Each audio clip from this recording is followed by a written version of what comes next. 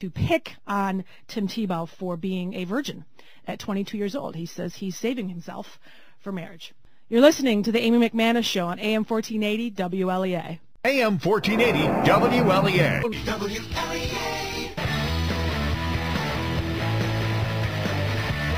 Welcome back to the Amy McManus Show on AM 1480 WLEA.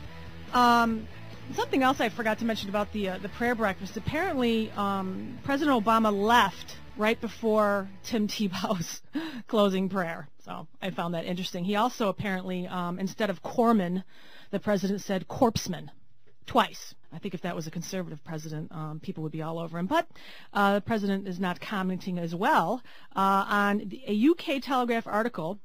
It's going to cause some more embarrassment for the IPCC, the Intergovernmental Panel on Climate Change, which, as you know, already had to issue an apology a couple of months ago about inaccurate statements regarding global warming. Its most recent report says that the reductions in mountain ice in the Andes and the Alps in Africa were being caused by global warming. And they cited these two papers for the source of their information. However, when you look at the two sources, one of them was an article published in a magazine for mountain climbers. That's great. And it was basically based on anecdotal evidence talking to the mountain climbers about changes they were witnessing over the past 10 or 20 years. The other article, quote, was from a dissertation written by a geography student who was studying for the equivalent of his master's degree. So basically it was his thesis, if you will, at the University of Bern in Switzerland, and he also was quoting interviews with mountain guides in the Alps.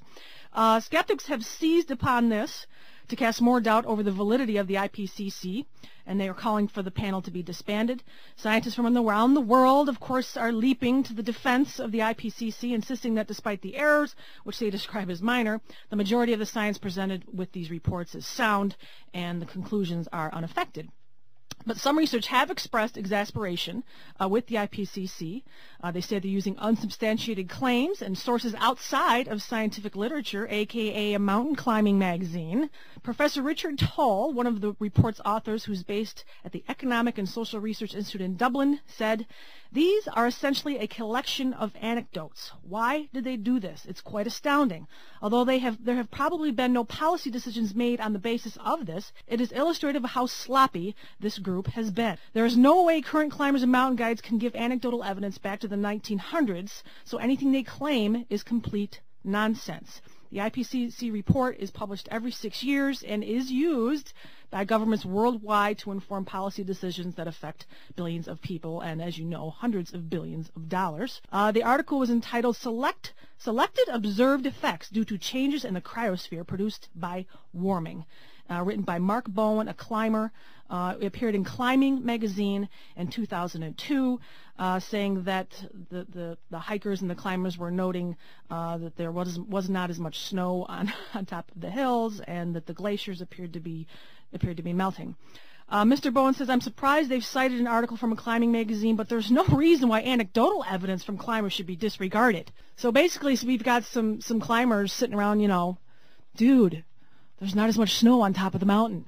Dude, global warming. So no science here, just a couple of mountain climbers, and the world's going to end as we know it. In other international news, in an effort to show how inclusive, sharing, cooperative international America can be, a plan to surrender control and key management of the Internet through the United States Department of Commerce. The key to this control is the management of the domain name system, DNS, and the giant servers that control it.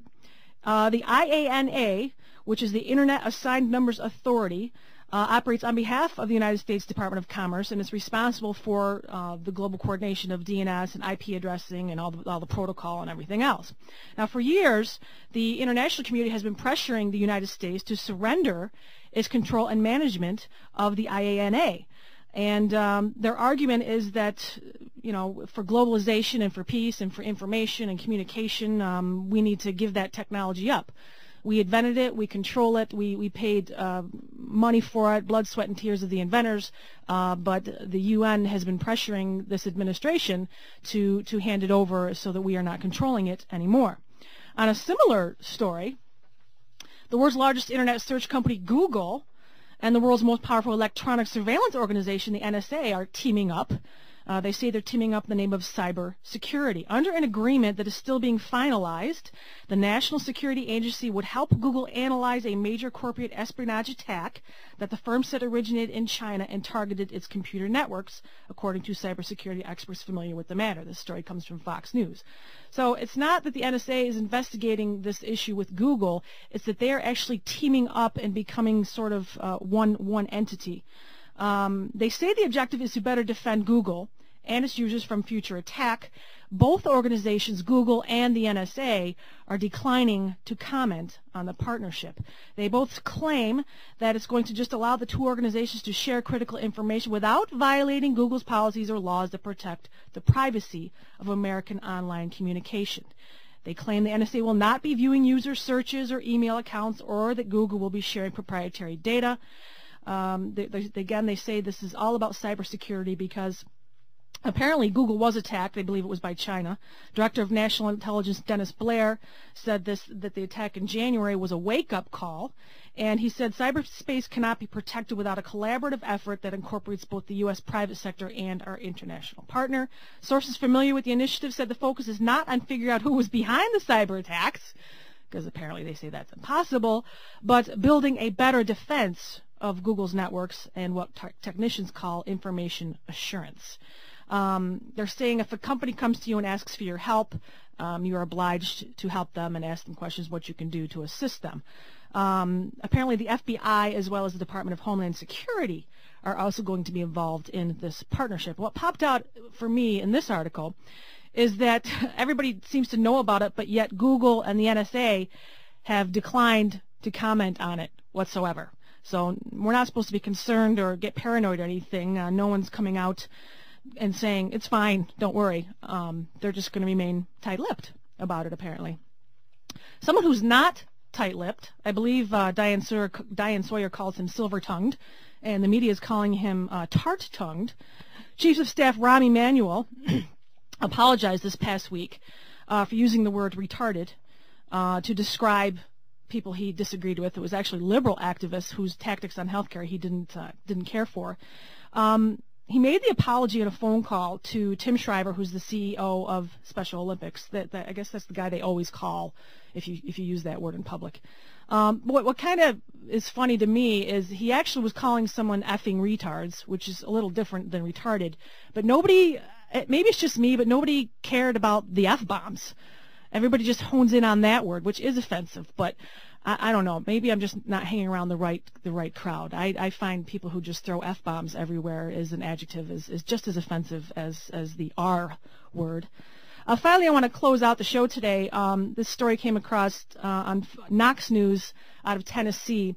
It's about the other young man who was killed in Afghanistan alongside Zach Smith. And I just thought it was important to share a little bit about his life. And that another life was lost as well. His name was Daniel Angus. He told his daughter goodnight for the last time via phone call. His wife said that their little daughter was asleep, and she put the phone to her ear, and he said, "I love you, baby." Wife says that their daughter Caitlin, who turns 2 in March, will now only know her father from photos and memories. Daniel Angus was 28. He died Sunday on patrol with his fellow Marines, and he had been deployed twice before to Iraq. He'd seen bombings before. He only had minor injuries throughout his career, but he did tell her when he left in December that he did not want to see her off, his wife. She says he wanted to go back because it was his job. But she said he did feel different this time. He had a wife and daughter at home, and he didn't want his wife to see him off. So he stayed at home, and he held her, and they cried, and he said, "I'll be home soon." And he called several times a week, and Bonnie, the wife, would lay in bed waiting for his call. And when he didn't call, she said she just knew right away that something was wrong. And finally, the Marines showed up to her home to tell her that he had died. And even today, she says, the little 2-year-old girl will pick up the cell phone and ask for her daddy on the phone because she doesn't understand. And Bonnie says, "It's not even real to me as well." Rest in peace, Sergeant Daniel Angus. Rest in peace, Lance Corporal Zach Smith. You've been listening to the Amy McManus Show on AM 1480 WLEA.